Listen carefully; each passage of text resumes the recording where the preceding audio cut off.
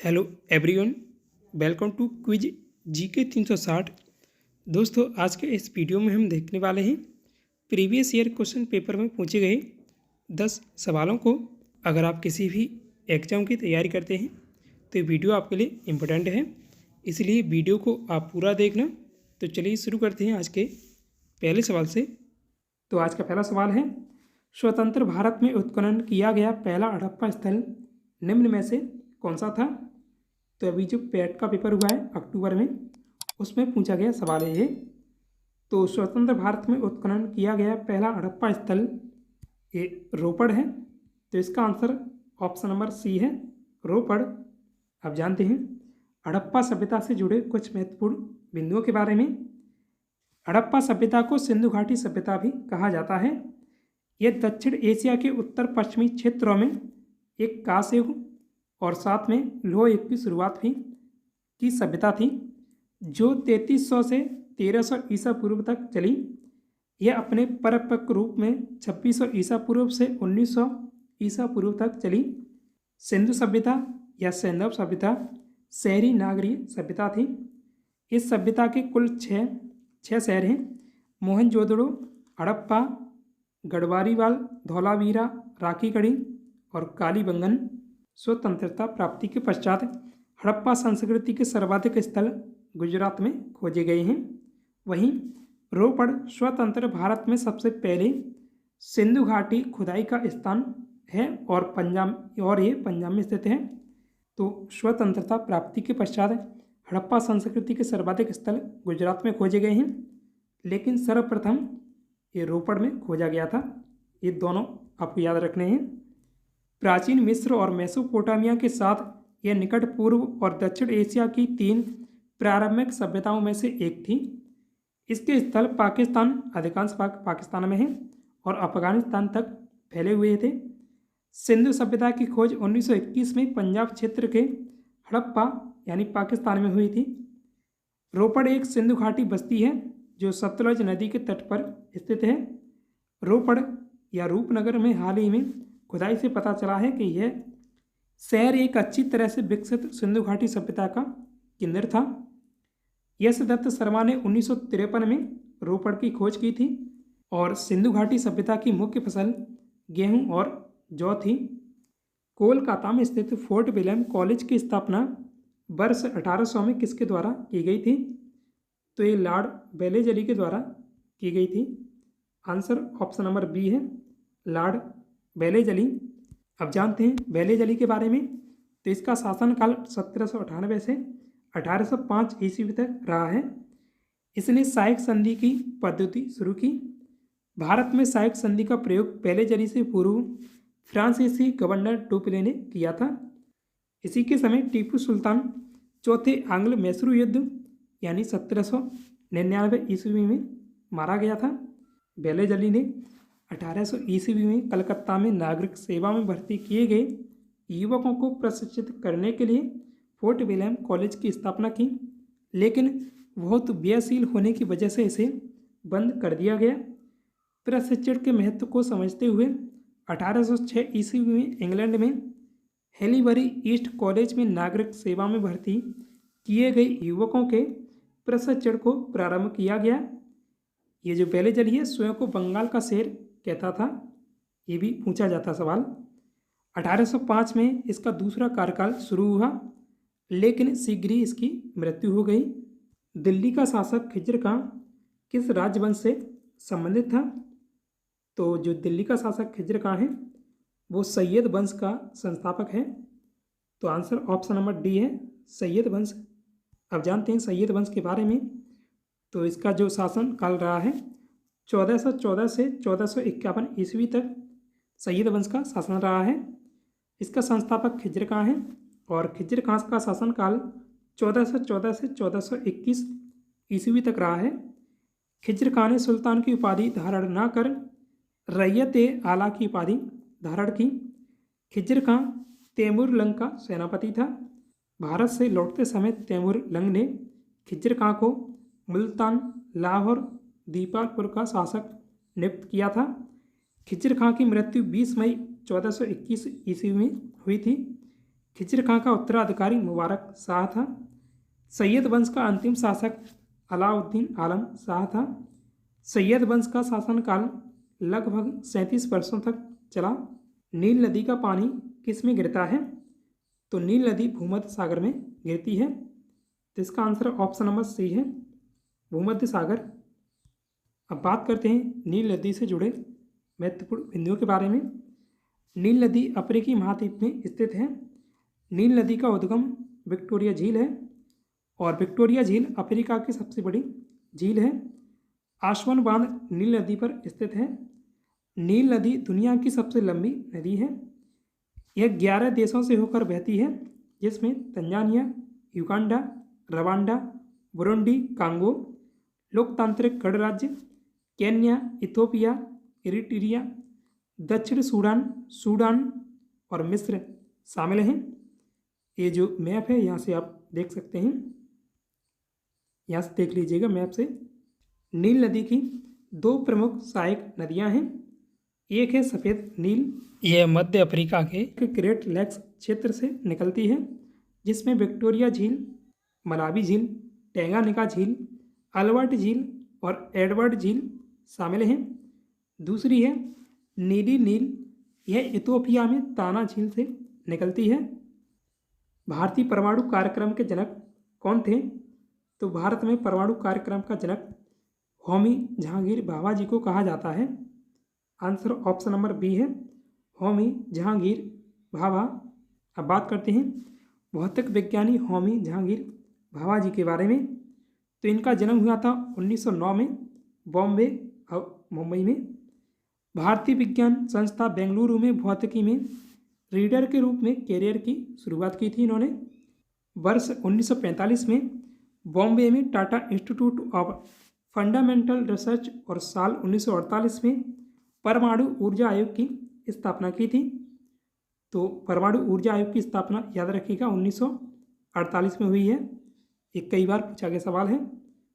और होमी जहांगीर जी भाभा जी को 1954 में पद्म भूषण से सम्मानित किया गया था।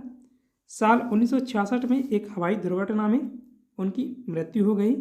समुद्रगुप्त की प्रशस्ति संस्कृत में एक कविता के रूप में किस कवि के द्वारा लिखी गई थी, जिसे इलाहाबाद के अशोक स्तंभ पर अंकित किया गया है? तो इसके लेखक हरिसेन हैं। आंसर ऑप्शन नंबर बी है, हरिसेन। प्रयाग प्रशस्ति या स्तंभ शिलालेख की रचना संस्कृत में हरिसेन ने की थी, जो समुद्रगुप्त के दरबारी कवि थे। समुद्रगुप्त, जिसका शासनकाल 335 ईस्वी से 375 ईस्वी तक रहा, चंद्रगुप्त प्रथम का उत्तराधिकारी था। विंसेंट स्मिथ ने समुद्रगुप्त को भारत का नेपोलियन कहा था। अशोक स्तंभ को सम्राट अशोक ने बनवाया था, जिन्होंने 3री शताब्दी ईसा पूर्व में शासन किया था। अशोक का जन्म हुआ था 304 ईसा पूर्व में और मृत्यु 232 ईसा पूर्व में हो गई। भारतीय उपमहाद्वीप में मगध के 3रे मौर्य सम्राट थे। अशोक स्तंभ प्रयागराज यानी इलाहाबाद उत्तर प्रदेश में स्थित है। अशोक स्तंभ के निर्माण में बलुआ पत्थर का प्रयोग किया गया है। अशोक स्तंभ की ऊंचाई 35 फीट यानी 10.7 मीटर है। अशोक के शासनकाल, जिनका शासनकाल 268 से 232 ईसा पूर्व तक रहा है। महावीर और उनके अनुयायियों की शिक्षा कई शताब्दियों तक मौखिक रूप से प्रसारित होती रही। इन्हें लगभग 1500 वर्ष पहले लिखा गया था। निम्न में से वे वर्तमान में किस स्थान पर उपलब्ध हैं? तो ये वल्लभी गुजरात में स्थित हैं। आंसर ऑप्शन नंबर सी होगा, वल्लभी गुजरात। अब जानते हैं जैन धर्म से जुड़े कुछ महत्वपूर्ण बिंदुओं के बारे में। जैन धर्म के संस्थापक और प्रथम तीर्थंकर ऋषभदेव थे। महावीर स्वामी जैन धर्म के 24वें और अंतिम तीर्थंकर थे। महावीर स्वामी का जन्म 540 ईसा पूर्व में कुंडग्राम वैशाली में हुआ था। इनके पिता सिद्धार्थ ज्ञातग्र कुल के सरदार थे और माता त्रिशला लिच्छवी राजा चेटक की बहन थी। महावीर की पत्नी का नाम यशोधरा और पुत्री का नाम अनुज्या प्रियदर्शनी था। महावीर का बचपन का नाम वर्धमान था। प्रथम जैन भिक्षुणी नरेश ददवाहिनी की पुत्री चंपा थी। महावीर ने अपने शिष्यों को 11 गुणधरों में विभाजित किया था।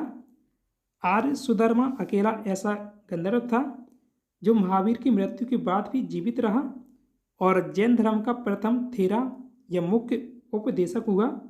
प्रथम जैन संगति 300 ईसा पूर्व में पाटलिपुत्र में स्थूलभद्र की अध्यक्षता में हुई थी। द्वितीय जैन संगति 6ठी शताब्दी में वल्लभी गुजरात में क्षमा श्रवण की अध्यक्षता में की गई थी। मौर्योत्तर युग में मथुरा जैन धर्म का प्रसिद्ध केंद्र था और मथुरा कला का संबंध जैन धर्म से है। जैन तीर्थंकरों की जीवनी भद्रभाहु द्वारा रचित कल्प सूत्र में है। 72 वर्ष की आयु में महावीर की मृत्यु या निर्वाण 468 ईसा पूर्व पावापुरी राजगीर जो बिहार में है वहाँ हुई थी। जैन साहित्य को आगम कहा जाता है। शुरू में जैनियों द्वारा प्राकृत भाषा को अपनाया गया था। महावीर स्वामी ने अपना प्रथम उपदेश राजगीर में पाली भाषा में दिया था। महावीर स्वामी ने प्राकृत भाषा को प्रचार का माध्यम बनाया। किस नदी को तसंगपो के नाम से भी जाना जाता है? तो ये ब्रह्मपुत्र नदी को इस नाम से भी जाना जाता है। आंसर ऑप्शन नंबर सी है, ब्रह्मपुत्र नदी। भारत की ब्रह्मपुत्र नदी को तिब्बत में यारलुंग जांगबो के नाम से जाना जाता है। चीन में इसका अन्य नाम यारलुंग तसंगपो भी है। ब्रह्मपुत्र नदी तिब्बत की मानसरोवर झील के पूर्व तथा सिंधु एवं सतलुज के स्रोतों के काफ़ी नज़दीक से निकलती है। इसकी लंबाई सिंधु नदी से कुछ अधिक है, परंतु इसका अधिकतम मार्ग भारत से बाहर स्थित है। यह हिमालय के समानांतर पूर्व की ओर बहती है। नामचा बारवा शिखर जिसकी ऊंचाई 7,757 मीटर है, अरुणाचल हिमालय में एक पर्वत है के पास पहुंचकर यह अंग्रेजी के यू अक्षर जैसा मोड़ बनाकर भारत के अरुणाचल में गॉर्ज के माध्यम से प्रवेश करती है। यहाँ इसे दियांग के नाम से भी जाना जाता है। दिबांग, लोहित, कैनुला और दूसरी सहायक नदियाँ इससे मिलकर असम में ब्रह्मपुत्र का निर्माण करती हैं। असम घाटी के माध्यम से दक्षिण पश्चिम में ब्रह्मपुत्र के रूप में और दक्षिण में बांग्लादेश के माध्यम से जमुना के रूप में बहती है। भारत में यमुना के साथ भ्रमित ना हो, यमुना अलग है। विशाल गंगा डेल्टा में यह गंगा विलीन हो जाती है, जिसे बांग्लादेश में पद्मा के नाम से जाना जाता है और मेघना बन जाती है। अंततः बंगाल की खाड़ी में मिल जाती है, तो जो मिलन होता है वहाँ मेघना कहलाती है। ये मंदारिन भारत के किस पड़ोसी देश की आधिकारिक भाषा है? तो इसका आंसर होगा ऑप्शन नंबर सी, चीन की आधिकारिक भाषा मंदारिन है। चीन पूर्वी एशिया में स्थित एक देश है। भारत चीन के साथ 3,488 किलोमीटर की सीमा साझा करता है, जो हिमाचल प्रदेश, अरुणाचल प्रदेश, जम्मू कश्मीर, सिक्किम और उत्तराखंड सहित कई भारतीय राज्यों को छूती है। चीन की राजधानी बीजिंग है और बोले जाने वाली आधिकारिक भाषा मंदारिन है। इसकी मुद्रा रेन में भी चलती है और इसके राष्ट्रपति शी जिनपिंग हैं। यह दुनिया का दूसरा सबसे अधिक आबादी वाला देश है। इसकी आबादी 1.4 अरब से अधिक है। चीन 5 समय क्षेत्रों के बराबर फैला हुआ है और भूमि के हिसाब से इसकी सीमा 14 देशों से लगती है। लगभग 9.6 मिलियन वर्ग किलोमीटर यानी 37 लाख वर्ग मील क्षेत्र के साथ यह कुल भूमि क्षेत्र के हिसाब से दुनिया का तीसरा सबसे बड़ा देश है। चीन का सबसे अधिक आबादी वाला शहर और सबसे बड़ा वित्तीय केंद्र शंघाई है। भारत की भूमि सीमा 15,106.7 किलोमीटर और द्वीपीय क्षेत्रों सहित कुल 7,516.6 किलोमीटर लंबी तटरेखा है भारत की। तो यहाँ भारत की बात हुई है। भारत दक्षिण में हिंद महासागर, दक्षिण पश्चिम में अरब सागर और दक्षिण पूर्व में बंगाल की खाड़ी से घिरा हुआ है। भारत सर्वाधिक 4,096.7 किलोमीटर बांग्लादेश के साथ स्थलीय सीमा साझा करता है। भारत अफगानिस्तान के साथ सबसे कम 106 किलोमीटर भूमि सीमा साझा करता है। सबसे बड़ा देश चीन है जो भारत के साथ भूमि सीमा साझा करता है। और भूटान सबसे छोटा देश है जो भारत के साथ भूमि सीमा साझा करता है। कमलेश्वर के निम्नलिखित में से किस उपन्यास को 2003 में साहित्य अकादमी पुरस्कार से सम्मानित किया गया था? तो ये एसएससी में पूछा गया सवाल था। तो इसका आंसर ऑप्शन नंबर बी है, कितने पाकिस्तान। अब बात करें कमलेश्वर प्रसाद सक्सेना के बारे में, जिन्हें कमलेश्वर के नाम से जाना जाता है। 20वीं सदी के भारतीय हिंदी लेखक थे। उनका जन्म 1932 मैनपुरी, तब संयुक्त प्रांत ब्रिटिश भारत में हुआ था। उनके द्वारा कितने पाकिस्तान उपन्यास साल 2000 में लिखा गया था? इस उपन्यास के लिए उन्हें साहित्य अकादमी पुरस्कार साल 2003 में दिया गया था। वर्ष 2005 में उन्हें पद्म भूषण से सम्मानित किया गया था। साहित्य अकादमी पुरस्कार ज्ञानपीठ पुरस्कार के बाद भारत सरकार द्वारा दिया जाने वाला दूसरा सबसे बड़ा साहित्य सम्मान है। यह पुरस्कार प्रति वर्ष 24 भाषाओं, जिसमें अंग्रेजी और राजस्थानी सहित इन 24 भाषाओं में दिया जाता है। साहित्य अकादमी पुरस्कार पाने वाले पहले माखनलाल चतुर्वेदी पहले लेखक थे, जिन्हें यह पुरस्कार 1955 में हिंदी कविता हिम तरंगिनी के लिए दिया गया था। साहित्य अकादमी पुरस्कार में 1 लाख रुपए की पुरस्कार राशि दी जाती है। साहित्य अकादमी पुरस्कार की स्थापना 12 मार्च 1954 को हुई थी। साहित्य अकादमी की स्थापना, तो साहित्य अकादमी के द्वारा ही ये पुरस्कार दिया जाता है। मोदी सरकार के द्वारा भारत में नोटबंदी का ऐलान कब किया गया था? तो जैसे सभी को पता है 2016 में नोटबंदी हुई थी। तो आंसर ऑप्शन नंबर सी है। 8 नवंबर 2016 को मोदी सरकार ने भारत में नोटबंदी का ऐलान किया था। इस नोटबंदी में देश में 1000 और 500 का नोट बंद कर दिया गया था। इसके बाद 500 और 2000 के नए नोट शुरू किए गए थे। तो अब आज का टेस्ट क्वेश्चन है, भारत रत्न पुरस्कार की स्थापना कब हुई थी? तो इसका सही जवाब आप कमेंट में दीजिएगा। सो दोस्तों, उम्मीद करता हूँ आपको वीडियो पसंद आया होगा। वीडियो को लाइक करें, साथ ही डेली ऐसे ही वीडियो पाने के लिए अपने क्विज जीके 360 यूट्यूब चैनल को सब्सक्राइब भी कीजिएगा। Thanks for watching this video. जय हिंद, जय भारत।